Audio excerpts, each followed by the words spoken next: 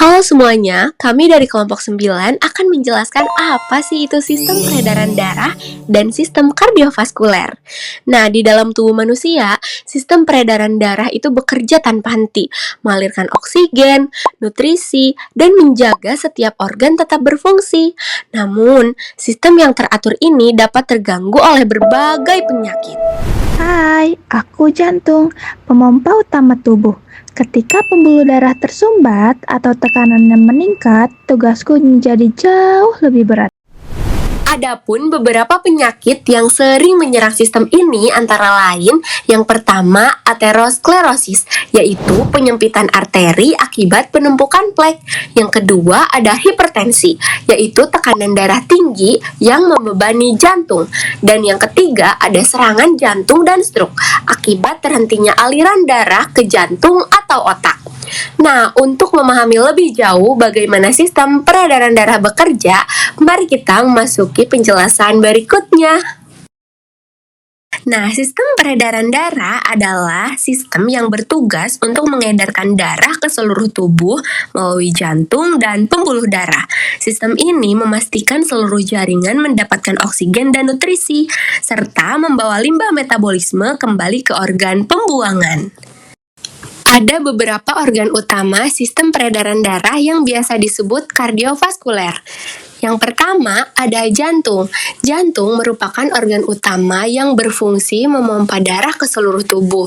Jantung terdiri atas 4 ruang, yaitu atrium kanan, atrium kiri, ventrikel kanan, dan ventrikel kiri. Aliran darah di dalam jantung diatur oleh katup-katup jantung agar tetap berjalan satu arah. Selanjutnya ada pembuluh darah.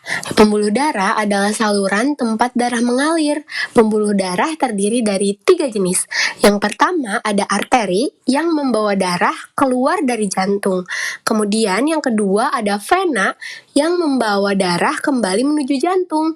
Dan yang ketiga, yang terakhir itu kapiler, tempat terjadinya pertukaran oksigen, karbon dioksida, dan nutrisi dengan jaringan tubuh. Nah, yang terakhir, darah. Darah berfungsi mengangkut oksigen, zat makanan, hormon, serta mengeluarkan sisa metabolisme. Darah ini tersusun atas plasma, sel darah merah, sel darah putih, dan juga trombosit. Selanjutnya, mari kita masuk ke fungsi vital dari sistem kardiovaskuler yang melibatkan jantung, pembuluh darah, dan darah itu sendiri. Secara garis besar, sistem ini bekerja sebagai alat transportasi utama tubuh. Pertama, ia bertugas mengalirkan oksigen ke seluruh tubuh. Dan kedua, mengangkut kembali karbon dioksida serta sisa metabolisme untuk dibuang. Selain itu, sistem ini juga mendistribusikan nutrisi dari pencernaan dan mengangkut hormon ke organ tujuan. Dan tak kalah penting, sistem kardiovaskuler ini juga berperan sebagai penjaga suhu tubuh serta tekanan darah, sekaligus menjadi pertahanan tubuh melalui sel imun dan proses pembekuan darah. Selanjutnya, organ pendukung sistem peredaran darah. Walaupun bukan bagian utama sistem kardiovaskular, organ-organ berikut berperan penting dalam menunjang proses peredaran darah. Yang pertama ada paru-paru, sebagai tempat pertukaran gas oksigen dan karbon dioksida. Kemudian ada sumsum tulang, yaitu tempat pembentukan sel-sel darah. Kemudian ada hati yang mengatur komposisi kimia darah dan menghancurkan sel darah yang rusak. Dan yang terakhir ada ginjal, yaitu untuk menyaring darah dan mengatur keseimbangan cairan serta tekanan darah. Komponen darah terdiri atas 4 bagian. Yang pertama ada plasma darah, mengangkut nutrisi, hormon, dan protein. Lalu ada trombosit, di mana berperan dalam proses pembekuan darah untuk menghentikan pendarahan. Lalu ada sel darah merah, di mana mengandung hemoglobin yang mengikat oksigen dari paru-paru dan mengedarkannya ke seluruh tubuh. Sel ini juga membawa karbon dioksida kembali ke paru-paru. Lalu sel darah putih, komponen utama sistem kekebalan tubuh yang berperan melindungi tubuh dari infeksi bakteri, virus, jamur, dan parasit.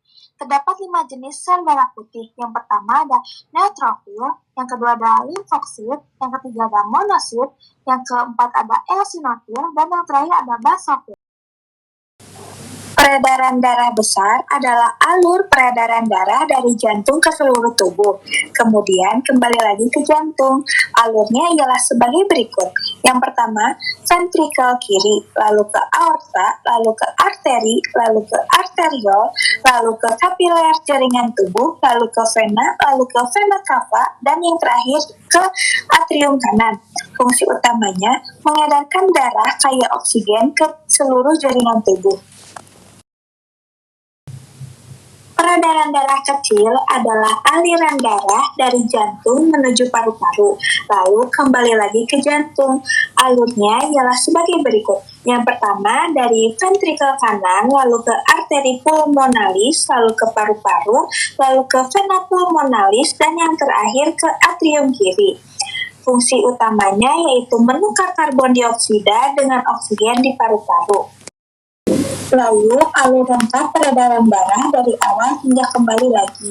Yang pertama dari atrium kanan, lalu ke vertical kanan, lalu ke arteri pulmonalis, lalu ke paru-paru, lalu lanjut ke vena pulmonalis, lalu ke atrium kiri, lalu ke vertical kiri, lalu ke aorta, lalu ke seluruh tubuh, lalu ke vena cava, lalu yang terakhir ada di atrium kanan. Alur ini menunjukkan hubungan antara peredaran darah besar dan peredaran darah kecil yang bekerja secara kesinambungan.